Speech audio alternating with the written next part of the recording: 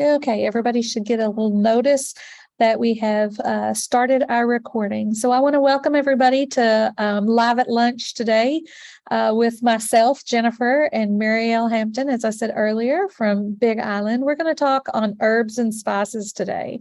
So I've got just a little bit of a review from our last presentation. So for those of you that weren't with us, this is part of our Get Local program through the Cooperative Extension Service. And this is just a collaborative effort between the extension agents, both agriculture and human resources, to incorporate the concepts of grow, eat, and think local. I don't know if any of you saw the news here this last week on potatoes. There's going to be a shortage of potatoes, Irish white potatoes. And so, the farmers on the mainland that usually grow our potatoes, they're concerned. The price of potato chips have gone up. I think they said 30%, but the farmer's only getting 30 cents of that increase. And so it makes it hard to stay in business, along with the rising cost of gas and fertilizer. Eating local, growing our own food, eating healthy really needs to be a focus for everyone. So the university is taking this serious. So we have this whole initiative that focuses on food production, as well as the science and research behind the food choices that we make, both in agriculture and in the consumer side. And so our goal is just to strengthen the connection between the agriculture segment and the consumer segment. So, summary of the last workshop. Herbs and spices, as we said before, play a very important role, not only in culture and cooking, but also in history, dating back to biblical times, as well as we see herbs and spices used in flavorings, beverages, and also in the medicinal sense. By definition, a herb or a spice or plant-derived substance used in a food or beverage, and it can be in the preparation for seasoning, coloration. It can also be used to preserve a product, a food or a beverage, or to add a medicinal sense to that. Although herbs and spices are very closely related, there are some really distinct differences. And so we talked about those. And here you can see that herbs are derived from the leaves of the plants, and spices are derived from either the woody parts or from some other part of the plant besides the leaf, like the roots, the bark, the fruit. Any plant part other than the leaves. And so down here at the bottom, you can see we have an herb sample, and then we also have where you can see the berries, the fruit of a plant. You can see the bark, which is the cinnamon. You can see seeds and also the root. We talked about sensory, and so there are 4 areas of sensory. We have flavor, aroma, color, and texture. So we talk about the taste, the smell, the appearance, as well as the feel of the particular plant. A lot of them, like borage, for instance, has a unique texture to it. And so the one moment, we have a participant trying to get on. Hello? Oh, they must have gotten on. Okay, so we talk about the essential oils, which account for a lot of the sensory characteristics. So when it comes to the sensory segment and those characteristics, we really have to pay attention to when we harvest, how we clean, and how we preserve our herbs. That's all very important because those essential oils are the essence of what give us a lot of the flavor and the aroma.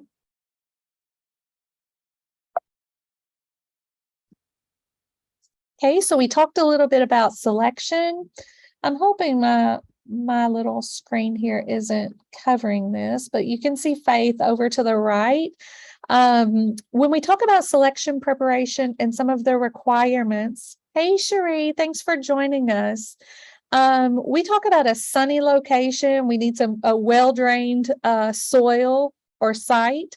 Usually it's best if you can amend with some compost, really put some organic matter into the soil for our herbs, as well as they're going to need quite a bit of fertilizer, whether that's natural fertilizer, plant-derived fertilizer, or whether that is synthetic fertilizer. You need to water regularly, but the key is it's a little bit tricky because if you get too much water, then you start to affect the flavor and the aroma, which comes through the essential oils. And then what you see Faith doing here is she's pinching off the blooms, and we didn't get to this particular basil at the first sign of the flower, right? You can see the flower stems. It's about to go into full bloom. It was over a 3-day weekend. And so we come back and boom, we're almost in full bloom. So we got to start deadheading that particular basil back. So you really got to stay ahead of the flowers. So I tell people, start small. Don't overwhelm yourself with a large number of the same plant. Start with 1 or 2 basil, 1 or 2 oregano, just a couple of each, and see how it goes for you before you get overwhelmed. And then you just want to enjoy. So like we said before, once you got the plants in the ground or in your containers, you just sit back, water, wait, and enjoy. You can see my blue pea tea, right? My blue butterfly pea tea up here in the right. That was about a week ago. I made that jar. No fancy cups at my house. We're all about recycling jars and whatever else we have that's glass. I want to encourage you guys to do the same. We had somebody who added something. Oh, okay. Feel free to jump in. And whether it's a warm cup of tea or a cold cup of tea. Go ahead, Jim and Cindy. I just wanted to say that as part of recycling and sustainability, when you go to thrift stores, you can get containers and you're reusing what someone has discarded without affecting the environment. Wonderful. Thank you for bringing that up. And, this weekend, besides seeing the news on the potatoes, I actually got to watch a great documentary. I'll be real quick with this, but it was actually on toxic trash and what's happening out in the Pacific. So thank you for bringing that up. That's really important, especially to us out here in the Pacific basin. I just have a real quick question. Why pinch off the flowers? Oh, so some herbs you use the flowers. So like chamomile, for instance, or some people decide that they want to make arrangements for the aroma. But if you're actually harvesting to sell or harvesting, growing specifically for the use of those herbs, and it's not particularly for those that have flower use, where we're actually using the flowers, you want to keep the flowers and the blooms pinched off at the first sign so that those plants continue to bunch and fill back in. When we let them go to flower, right, and the flowers dry out, oftentimes that means they're going to seed. And that means that the plant, depending on the growth habits, the plant will slow down its growth and not be bushy and continue to put growth into the leaves. And so that's one of the things that we just need to know the requirements of our particular herbs that we're growing.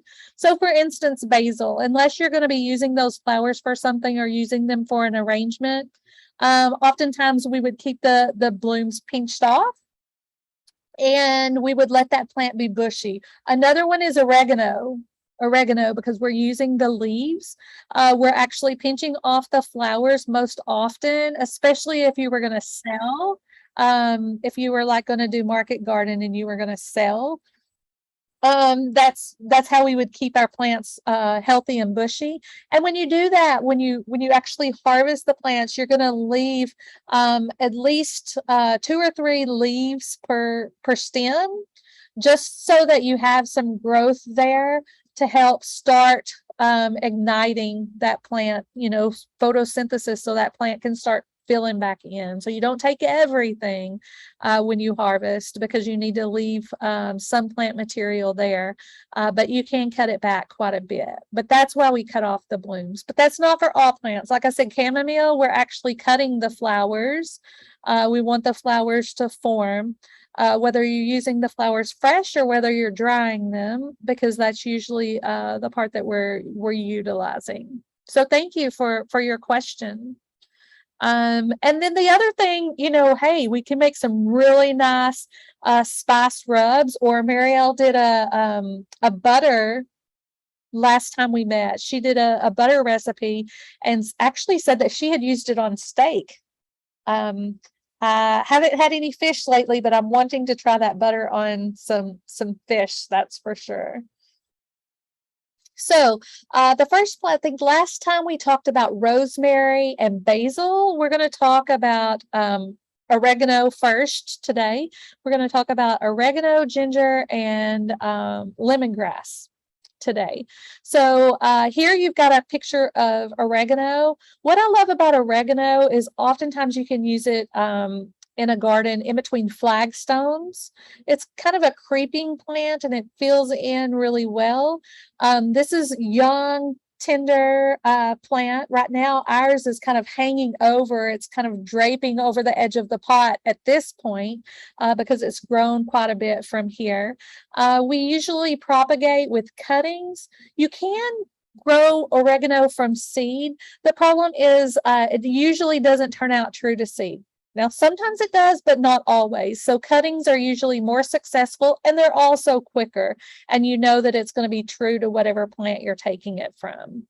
As far as the plant description, oregano is a perennial and it grows depending on what variety you have and how you care for it. It can grow from 6 inches to 2 foot in an open pattern. And so the oregano that we have here, it's not a named cultivar. It's just what we got, actually what we got from Atlas, the hardware store here, because that's what would be available to others who wanted to buy similar herbs here on island. And so it grows in a globe, kind of a globe pattern, and it's kind of a weeping plant. The leaves, as you can see here, are gray to a greenish color. And ours actually has little purple blooms, but the blooms can be purple to white in color. And so most people think of Italian food. I think when we think of oregano, the sauces, putting it in Mexican dishes is another place that I don't know that people think about as much with oregano as they do Italian food. But salad soups, it goes great with tomatoes. I like to grow it with my tomatoes. It's a great companion plant with tomatoes and in a fresh herb garden, in a fresh vegetable garden. It's easy to grow in a pot, so you can have it close by the kitchen. The health benefits. A lot of people don't realize the health benefits that oregano has. It can help relieve cough. It's a muscle relaxant. It also reduces swelling, and it has some antiseptic characteristics. So it's a good one to have in the garden for more than just culinary purposes.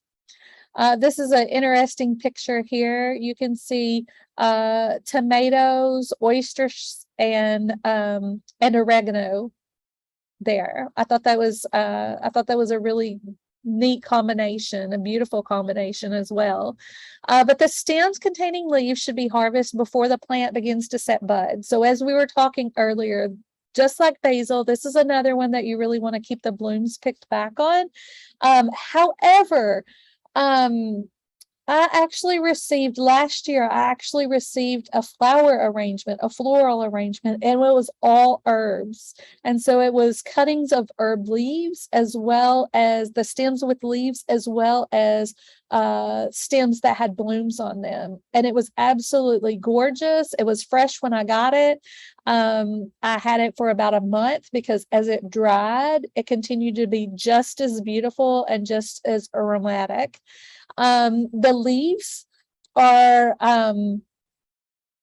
at least 4 to 6 pairs per stem. So the plant can become pretty bushy and it can recover. So you want to make sure that, as I said, you leave that 4 to 6 pairs per stem. On this one, because the leaves are really small on oregano.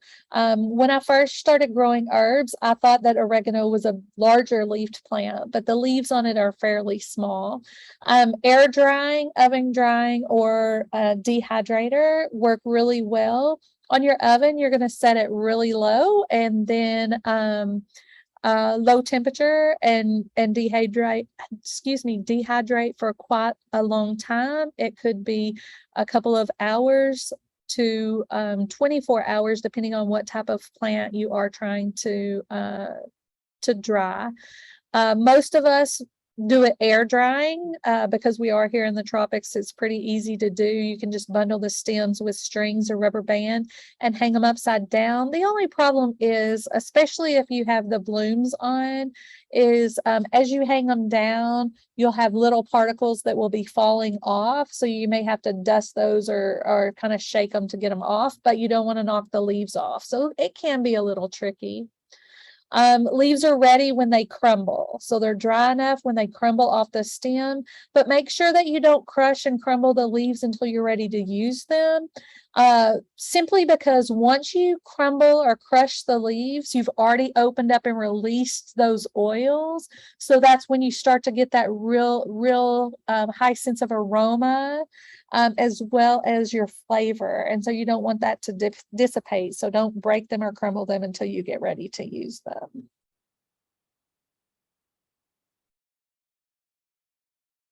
Okay, so here is just a recipe similar to how Marielle did the butter last week. This one takes half a cup of butter, some grated Parmesan cheese, chopped fresh parsley, some fresh oregano, and a little bit of lemon juice. Here we're fortunate enough we can use real lemon, which makes all the difference in the world, but you can use store-bought lemon juice. And then, of course, you're going to soften your butter. You're going to mix that all together, mix it up really thorough, and then spread it on something like sourdough. I like to spread my herb butter on Italian bread. I love Italian bread. And you can toast it for a short period of time, which makes it even better. You can see this was an extension recipe. And then we also have our nutrition facts over here. And this particular fact that I found was for the dried leaves. And so 1 teaspoon of dried leaves is equal to 1 gram. And you can see there is some calcium and iron as well as potassium that's actually found in oregano. So anybody have any question on oregano? Okay, we're going to move on to culinary ginger, which is quite different from our floral ginger. It's one of the most commonly consumed dietary components or condiments in the world. Once it's dried, the rhizomes contain approximately 1 to 4% volatile oils. And so remember, we talked about the fact that those oils are responsibility for the smell and the taste that we have or that we get from our ginger. Those oils are also responsible for carrying some of the components that actually help with the medicinal characteristics of the plant.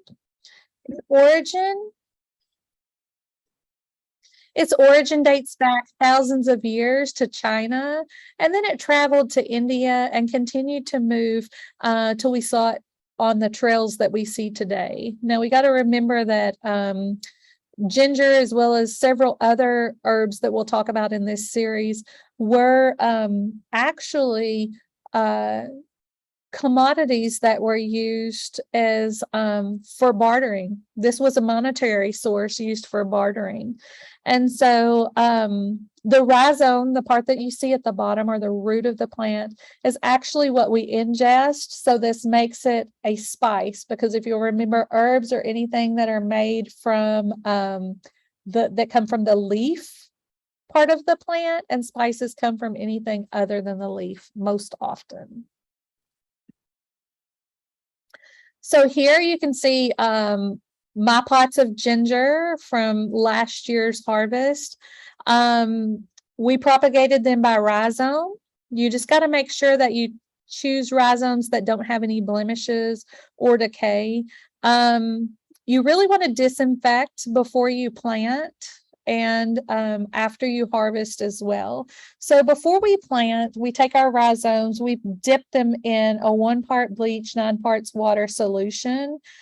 Just to sanitize them. Ginger can get bacterial wilt. And so the project that you see here over to the right was actually a project that we were doing utilizing these woven pots to see if we could curtail some of the bacterial wilt that's known to get on ginger by keeping them up off the ground, as well as putting them in these fabric pots that would allow more air circulation for the root system. And we actually did see some improvement over areas that have grown ginger in pots in the past. And so just giving them that air circulation and helping those pots or those plants not be direct contact with the soil did make quite a bit of difference. We're continuing that study this year just to see if we get the same results, but they are getting the same results on Oahu as well as Big Island and Kauai. So bacterial wilt will cause the corms themselves to wilt. You may see some signs on the leaves, but you'll start to see the corms also starting to diminish. So this is part of our harvest last year. This is after it's been disinfected and been allowed to dry. You can see at the top center, there is a piece there that has a blemish on it. And so I'm wanting you to see that blemish just so you know that is actually not bacterial wilt. However, that is a blemish, and I would not replant that piece of ginger. As far as our plant description goes, they're herbaceous perennials. They get 2 to 4 foot tall. I actually have grown here. I've grown Thai ginger, Hawaiian ginger, Jamaican ginger, and Peruvian ginger. Each of them has a different aroma, a slightly different color, and the Thai ginger has a totally different leaf shape and size compared to the other varieties that I've grown. The uses include culinary as well as herbal supplementation. One of the things that interests me about the ginger is it's used as an herbal supplement for ailments such as, common cold, nausea. But for me, it was the arthritis. We also see that ginger is used in cultural and religious practices, and there are so many more uses for this. One of the greatest, of course, is in our tea. We hear a lot of it in tea or edibles. So candies or edibles that are for nausea. We see that a lot, just even at the supermarket shelves, anytime we go to the grocery. This is a picture of my harvest, and this is fresh. It's just been washed. That's been before it's had time to dry and cure. Most production here in Hawaii is for the fresh market. However, there is some value adding that is done, and that just adds it adds to the labor, the amount of times that you have to touch it, but there's also an increase in what you receive for it when you do add value to it. You want to harvest when the leaves turn brown, and kind of like onions, the stems will start to fall over. The rhizomes can be hand washed. I just put them in a crate. This is actually a drip tray from the greenhouse, and I lay all my rhizomes in there, and I spray it with a mister nozzle, and then I allow them to dry for 3 to 5 days. And then if if I'm not going to use them for fresh use, or I'm not going to value add with them, but I'm going to use them to replant, I usually put them in a bucket with sawdust and then put them in a cool, dark location. Some people would put them under their house. At the office, we just put them in the closet. Just make sure that the lid is tight because insects will try to get to them, but make sure they're dried out good, they're cured good before you close that bucket up.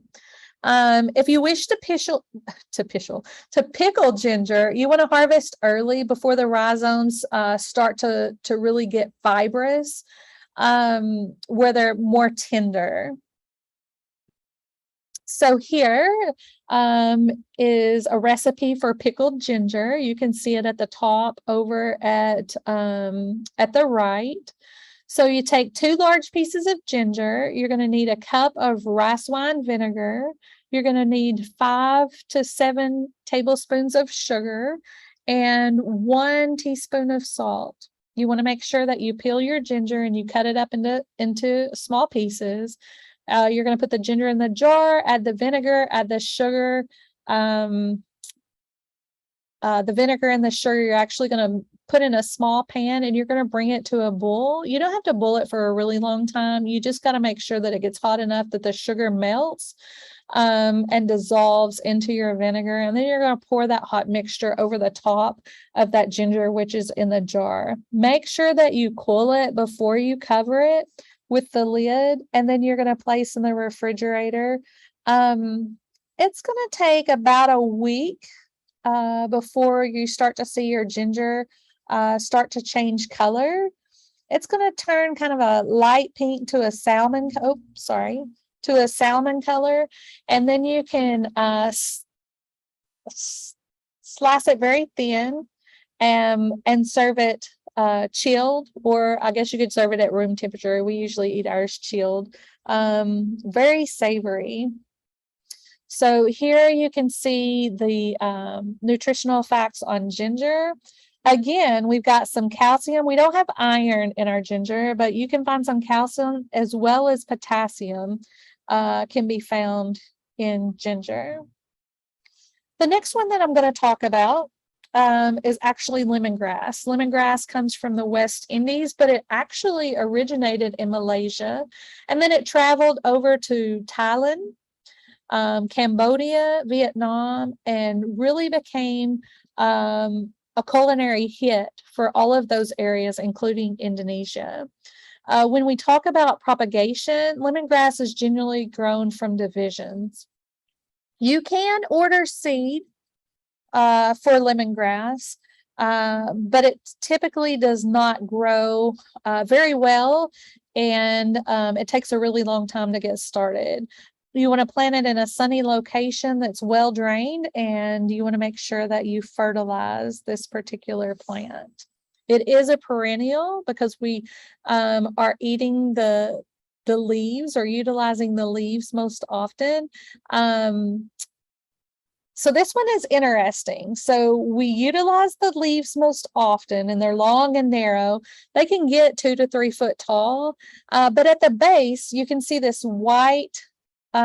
these white stripes here on the side of this picture. Those are the bulbous part right above the rhizome. So at the base of the plant, there are real short rhizomes that you'll find. But we also, especially in India or in Thailand, they chop the bulbous part up and smash it or chop it once it starts to swell, and use it in their culinary, in their cooking. And so the leaves can be used fresh or dried. We see them a lot in teas, but we also use them in soups, curries, poultry, and seafood. I know the Danners here used to raise broilers, and when they would sell their meat birds, they would actually sell a lemongrass seasoned broiler, which was really nice.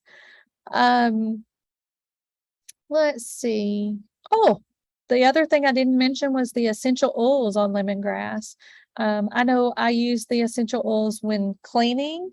I add them to several different things, but I bet you didn't know that lemongrass can actually be used as an attractant for swarms. So if you were making your own swarm trap for bee swarms, honeybee swarms in the spring, you could actually make it out of a 5-gallon bucket and make a lure using lemongrass, and that will attract the queen. Health benefits, it has some antibacterial, antidiarrheal, and antifungal, as well as anti-inflammatory properties that we're probably most often familiar with.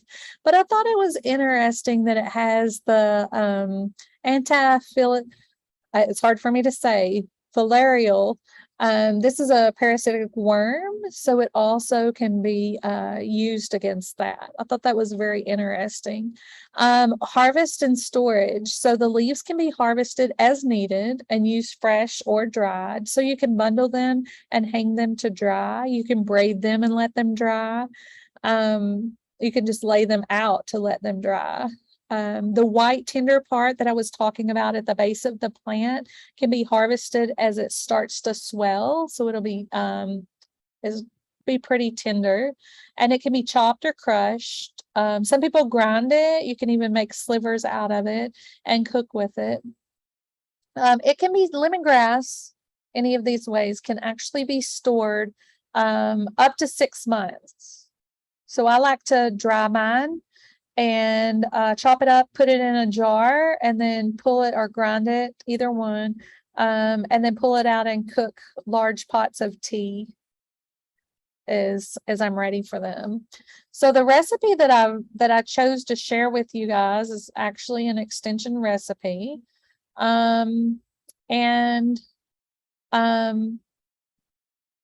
I thought because it has Molokai sweet potato in it, that was be a really cool one.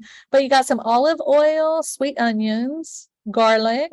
Garlic doesn't grow real easy here. However, we can grow it. So far we got to buy the olive oil, but we can grow the sweet onions, the garlic, the ginger, the sweet potatoes, the carrots, the lemongrass. We'll probably have to buy the coconut milk. And the vegetable broth, but we probably got the lime leaf and maybe some salt and cayenne pepper, right? So and the cilantro leaves. We can grow almost everything that goes into this bisque here on Molokai without even having to go to the store.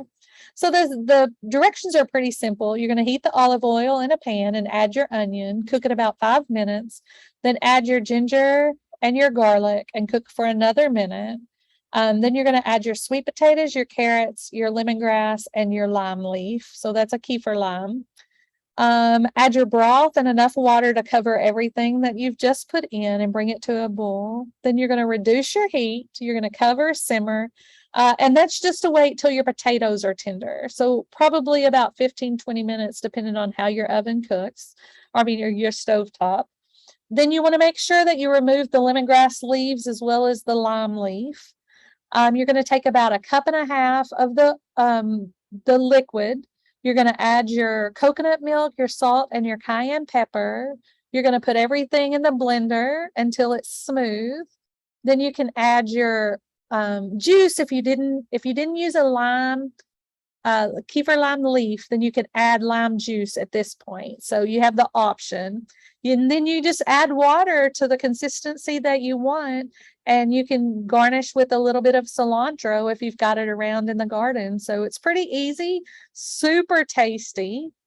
And lemongrass, look at the potassium that is found and the calcium that is found in lemongrass. But what really surprised me is the amount of iron that we can find in lemongrass. So you can get some iron just by drinking your tea, right? So just a few interesting facts there on some of our herbs. So at this point, I'm going to stop sharing. We'll come back to this. I'm going to stop sharing. We've got about 20 minutes left. And I am going to ask if there are any questions. Okay, if there are no questions, I am actually going to turn it over. Hey, Jennifer, this is Althea. I have a Yeah. question. Okay. What's that question? Hello? Hello? Can you hear me?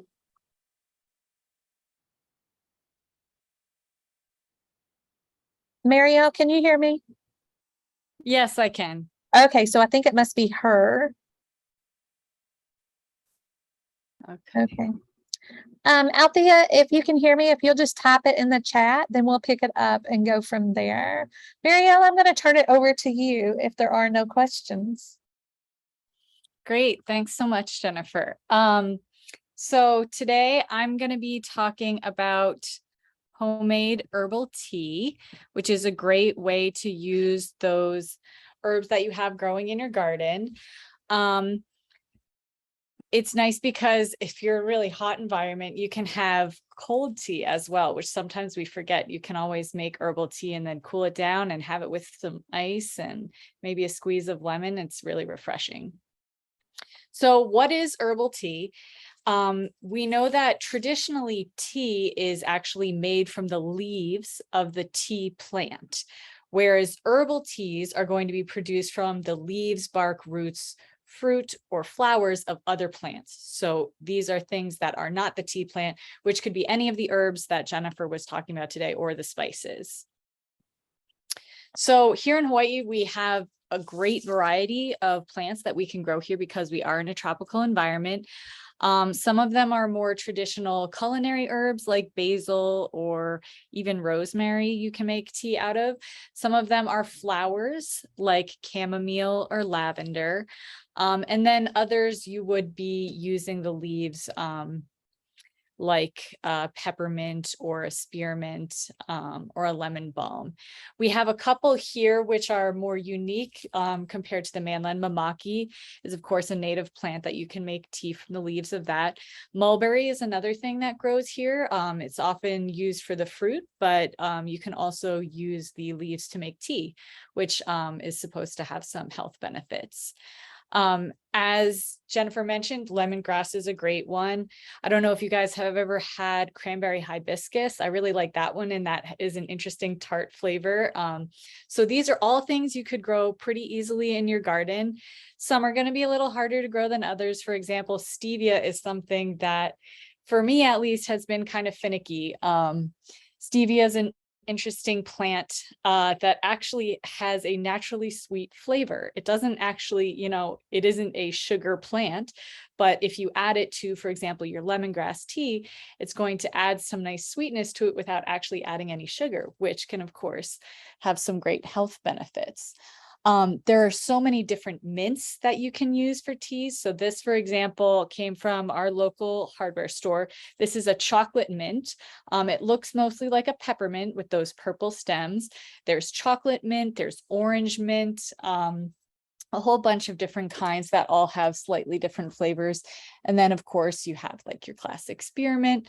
So that's a very popular plant to use for herbal teas. So when you're learning to make tea for yourself, so we say start simple. So in England, actually, a tea that's using just one ingredient is called a simple. So I think that's a great way to start. If you just start by drinking a few simples, which are those one ingredient teas, that'll get you a little familiar with the flavors that you're working with from your garden. Some flavors might be overpowering on their own. For example, I mentioned you can use rosemary to make tea, but on its own, it's probably going to be pretty overpowering. So for example, adding a little lemon juice eventually might be a nice way to balance that out. So as you taste those things in your garden and have those teas, you can learn to make some blends that will help to accentuate it. And when you're doing that, you usually want to choose one flavor or family of flavors. For example, lemon. If you wanted to go with lemon, you could use lemon balm, lemon verbena, lemongrass, and then maybe add some accents of other herbs or dried fruit, citrus peel, nuts, or whole spices. And so you can, as you become more comfortable with those flavors, you can start to create some of those blends to find out what you really like. I did want to make this distinction here between an infusion and a decoction, which is something that they talk about in herbal medicine a lot. So infusions are generally made from leaves and flowers of the plant, and those are steeped. So like you would put the leaves into your cup and pour some boiling water over it and let it steep for a few minutes. A decoction is going to be made from the tougher parts of plants like the roots, stems, or seeds. So Jennifer was talking today about lemongrass and ginger. Ginger is something that probably if you wanted that stronger ginger flavor, it would be better to do a decoction where you actually boil the ginger in that water for a while rather than just pour boiling water over it. And so you're going to get much stronger flavors from decoctions. You're going to get much more of those ingredients getting out into that tea water. So making an infusion, one thing that's really important about making herbal tea is you always have to use boiling water. If you're harvesting from your garden, obviously you're always going to wash your plants really well first before you make anything with them.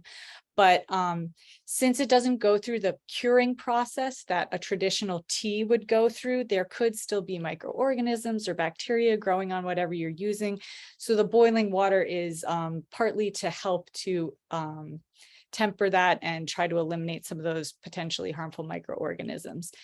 A good rule of thumb is to use a tablespoon of fresh herbs or a teaspoon of dried herbs for each cup of water.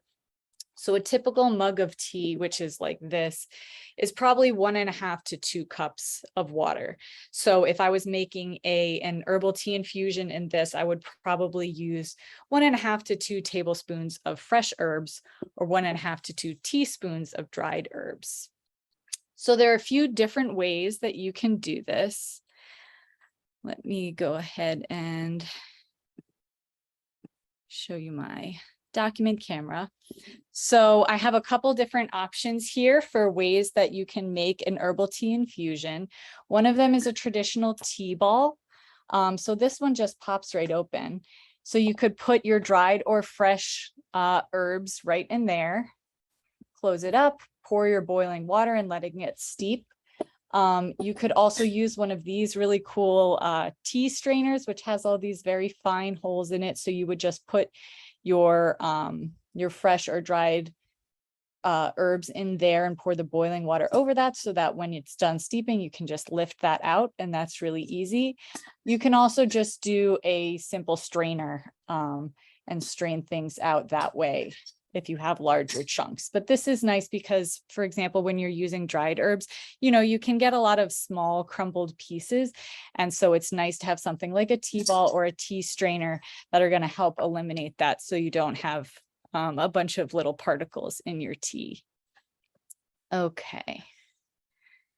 Let's go back. All right, so as I mentioned, you're going to have a tablespoon or a teaspoon of herbs for each cup of water. You're going to put it in a tea ball or maybe in a teapot and cover it with boiling water. And this actually calls for you to cover them. Then you're going to let it steep for 3 to 10 minutes. It's going to really depend on your taste and also what kind of herbs you're using. For example, dried mint shouldn't be steeped longer than 8 to 10 minutes because they have tannins in it that can give the tea a bitter taste. And, like the older leaves and stems of mint could also be bitter. And so that might be the case for some of the herbs you're working with. So when it's done steeping, you just take out the tea ball or strain out the herbs. You can add some sweetener. Maybe you might want to add a little lemon juice. And that's all there is to it. You could always put it in the fridge and chill it, have it with some ice if you want something more refreshing. So I'm going to make a couple quick recipes with you guys today. The first one is lemongrass tea, and that one would be considered a decoction because we actually are going to be boiling the lemongrass stalks. And so for this one, I have 2 cups of water and a cup of roughly chopped lemongrass stalks and then some sweetener if you want. So let me go ahead and show you. So this is a lemongrass stalk. So when it's harvested from the ground, if you might sometimes have some root still left on it. If you want to, you could always cut it right, I don't know, here. You could keep that root ball and actually replant that. Isn't that right, Jennifer? So you could regrow from that if you really want to, but a lot of the flavor is packed into this little bulbous end and that root right there. And so if you don't need to replant, that's a good thing to be using.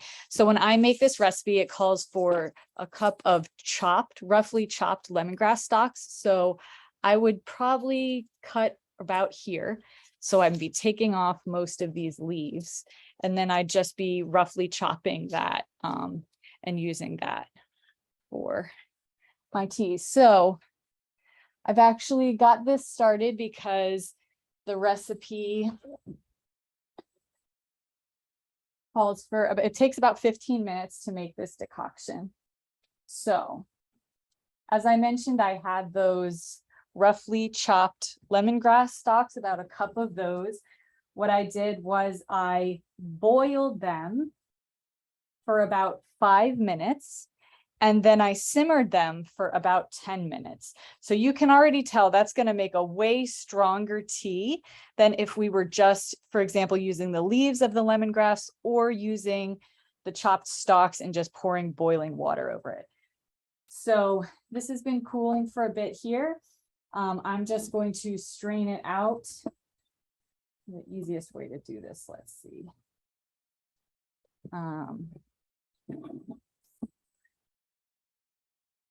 So this one, like I said, is going to be very concentrated compared to most things that, most teas that you'd be making. So you might even want to dilute it a little bit when you drink it. But again, that's going to be your personal choice when you taste it. And because you did boil it and then simmer it, you did lose a little bit. So this started out with about 2 cups of water, and this is what we end up with. So let me go ahead and actually pour some of this into a clear jar. So you can see you actually even have some yellow greenish coloring from boiling and simmering that for a while. So that's a nice lemongrass decoction. One way that I saw it served was with a nice little lime wedge on the side. And I think that would be a really refreshing one to have, chilled at the end of a hot day. So the other recipe that I was going to do is actually using lemon verbena. So this is one that I found to actually be pretty hardy in my garden. So for this one, it's going to be an infusion. And so as I mentioned, we're going to use about a tablespoon of fresh herbs for each cup of water in an infusion. So here I have about 1.5 tablespoons worth of fresh lemon verbena leaves. I'm going to use a tea ball. And I actually also have a few stevia leaves that I'm going to add as well to give it a little bit of sweetness. So to make this one, I don't know about you guys, but I love my electric kettle. So I'm just going to use my electric kettle to boil my water. And I'll open up my tea ball, put my leaves inside.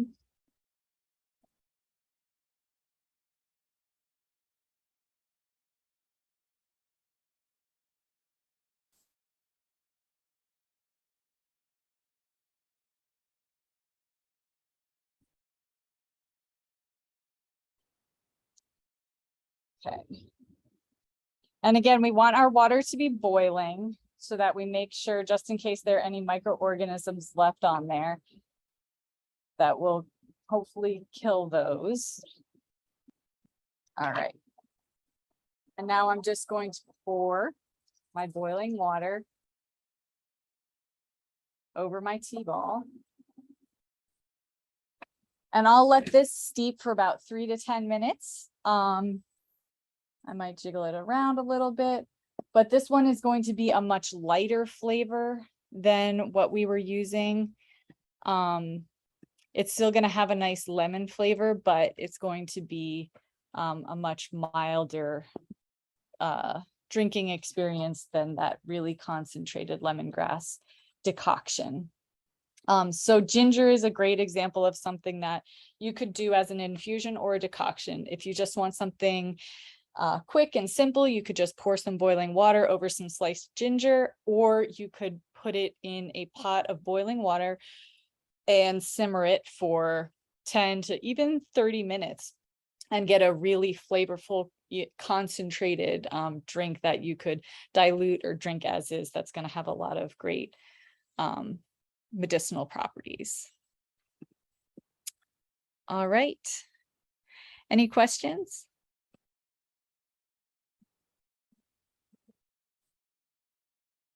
Now I have to actually taste these and tell you guys what I think. Well, thank you so much. Yeah, I want to hear. Oh, the lemongrass is surprisingly mild. Like it's definitely fully lemongrass flavored, but I thought it was going to be totally overpowering after boiling and then simmering for like 15 minutes. I thought it was going to be really intense, but it's actually not. It's really pleasant. And we'll have to see about the lemon verbena. These are both, there's a lot of citrusy flavors that you can easily grow in your garden. Lemon balm is another one. I really like that flavor. And so you could certainly experiment with kind of like, I bet this lemon verbena tea would be really great with a couple of lavender flowers thrown into it.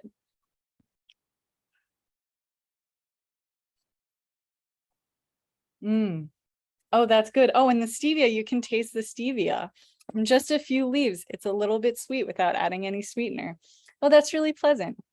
But yeah, even those are both lemony herbs and spices. They have very different tastes if you taste them side by side. And so that would definitely be something that you could learn what your preference is. For me, lemongrass tastes very culinary, and so I think I have a hard time adjusting to it as a tea, but lemon verbena is much more floral, and I think it's really enjoyable as a tea, and it seems to grow really well in my garden. One of my new favorites is lemon mint. Has both the lemon and the mint flavor, and add it with a little bit of basil. It's a very nice tea. Yeah, we've been experimenting with the herbs that we have out at the garden. So yeah, Jim and Cindy, I know that you guys have made soursop tea. What is your favorite type of tea?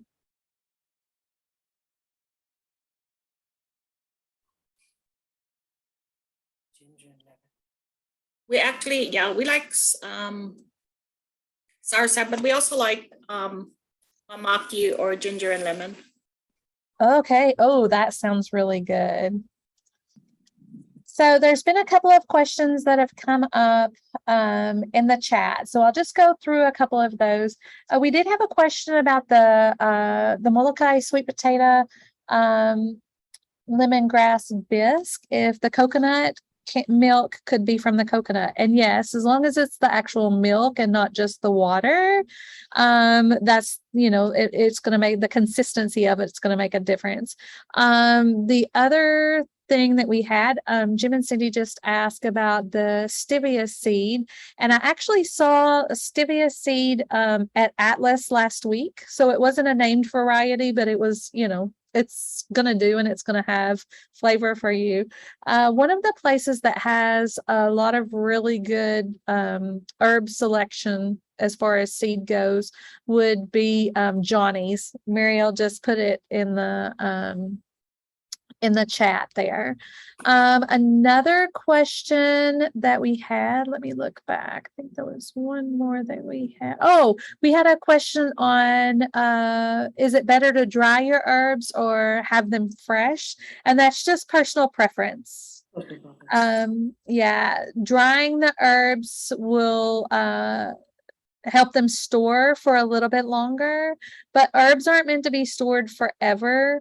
One of the best ways to store your herbs is to freeze them in ice cubes. And then you can just thaw out the ice cube in your dish or in your water or in your tea. But that's one really good way to preserve herbs besides oil. So we'll go through some of those after we've gone through some of the herbs. And as we're doing some of the demonstrations, we'll talk about preserving some of the herbs. I actually just bought this week, I actually bought a silicone ice tray. And that was the purpose for that. And it's a little bit bigger pieces of ice. And it's specifically for, preserving some herbs. So anyway, we'll see how that goes. Anybody have any other questions? If not, I have two things I want to share with you right quick, and then we will go because we're going to go get ready for the event this afternoon. So let me share my screen. So I have a flyer for the event this afternoon. That is the Ag Technology Tools and Equipment Workshop. We're going to have the opportunity to look at some of the tools and the tricks that we use as small farmers and market gardeners to help cut down on cost as well as make things go a little faster. And we're going to talk about break even and when some of those tools can actually fit in. If you haven't registered, go ahead and join us out here at the farm at 4 o'clock today. The other thing I wanted to share is next week, we'll be back at Live at Lunch on the 23rd with our final seed saving, and that will be with Glenn from 12 to 1. And then that evening, Maui County Department of Ag will be here to meet with farmers. They're going to meet here at the farm from 5 to 7. And then we're going to have an avocado lace bug workshop and orchard spray demonstration on August the 29th. Jensen Ueda is going to come over and join us from 2 to 4 out here at the farm.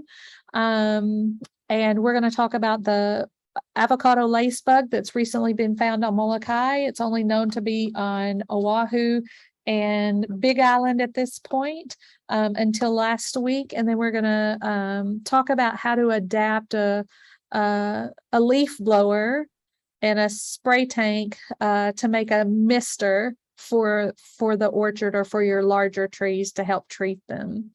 So I want to invite you all out for those. And if there are not any questions, I want to thank each of you for joining us today. Oh, we got a question, comment? Okay, if you need to reach me, let me put my email and my contact in the chat, and it would be jhawk@hawaii.edu. And if you need to reach me, 808-